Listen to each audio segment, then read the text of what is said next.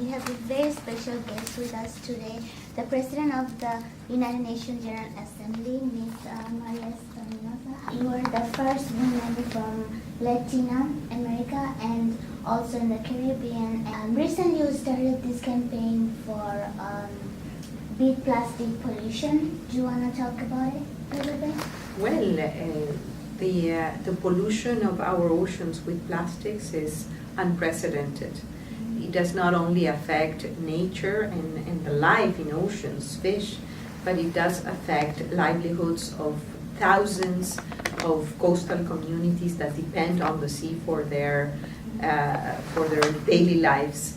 It also affects us humans because there are studies that show that we have already microplastics in our bodies, and we have to remind ourselves that 80% of the plastics end up in the ocean and come through the rivers and go or directly to the ocean. And we are thinking between 8 and 11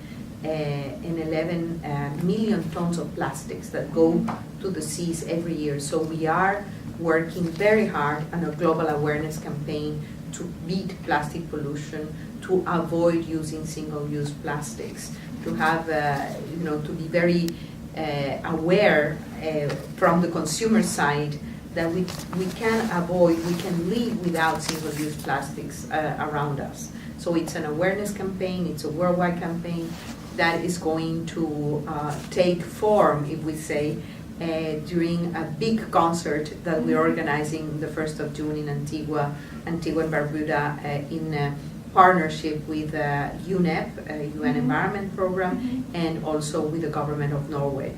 So we will have this huge concert for awareness raising around the world, but also we are campaigning to make sure that the UN is a single-use plastic-free environment, but the entire world. So we need the commitment of young people, of the younger generations, to say no to plastics, to single-use plastics, and to contribute to clean our oceans.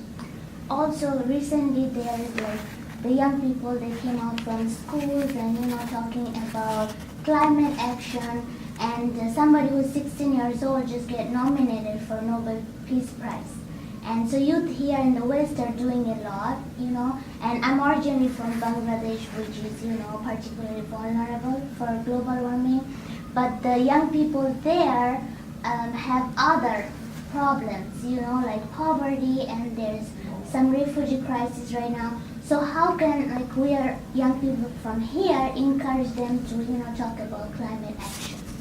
Well, thousands of high school children went to the streets to ask their leadership, the authorities of their countries, to take action, to be bold, to really raise the ambition of their mitigation commitments.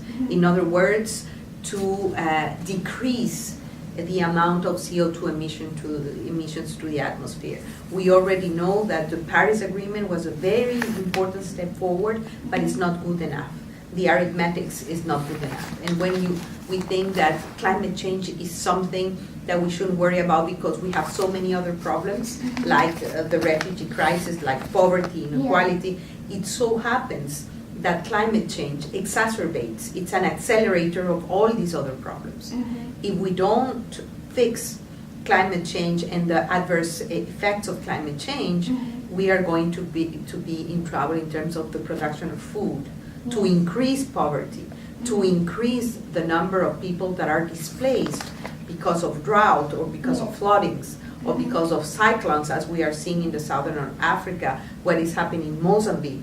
And what we see is that today we were able to identify at least 20 million climate refugees that have to leave because of climate-related events. But the estimates for the future are very worrisome. We're speaking about 200 million people for 2030, only because of climate. So climate is very much connected to poverty alleviation, to closing the gaps of inequality, to fighting hunger. So it's all interconnected, and we need to act, and we need to act now and quickly. And that's why I am organizing this event high-level event with presidents, with ministers, to raise our ambition, to recommit ourselves to deliver on the climate agenda. And what would be your message for leaders in the local community, let's say in Bangladesh or small island countries, to work with the young people there to raise, awareness for climate action? I think that we can act at all levels, and we should act at all levels. At the very local community level, at the national level, the leaders of our countries, but also at the international level. At the very local level, it's very important, especially for small island developing states that are highly vulnerable, like Bangladesh, for example. Very, very important to take seriously the issue of adaptation and resilience building. For that, there is a need, of course, of investment, of resources. We are mobilizing the resources that are needed. There is a promise of $100 billion in the Green Climate Fund in order to the most vulnerable countries to invest in adaptation and mitigation, but also in resilience building.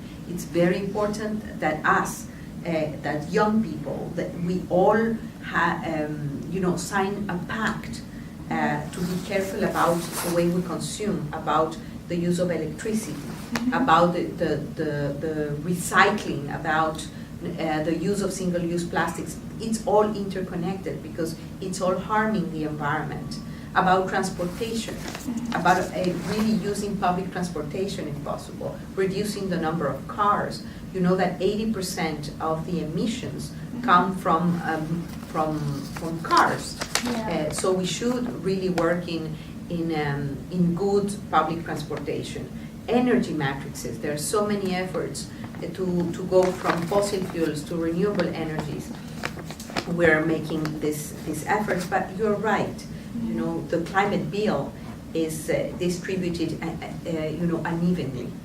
The big economies, the big countries are the ones that are stronger emitters, and the ones who suffer are the small island developing state, the small landlocked countries. So there is a need to keep this principle of common but differentiated responsibilities. Yeah.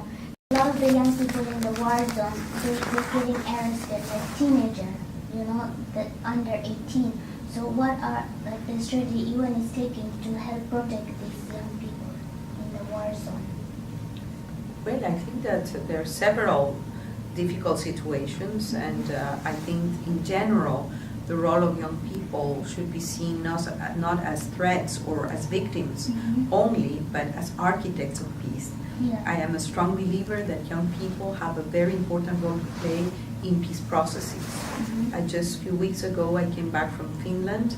It was the first ever World Symposium on Youth, Peace and Security, but with this approach of sustaining peace and of having young people as architects, as actors of peace processes, as participants in peace building, in peacekeeping, in mediation processes, and I think that's the approach that we should have. And of course, in war zones, in areas of conflict, I think that the most vulnerable in general are women, girls, and children, and we have to be very careful. We have a whole architecture to protect them as human beings, starting with the Universal Declaration of Human Rights.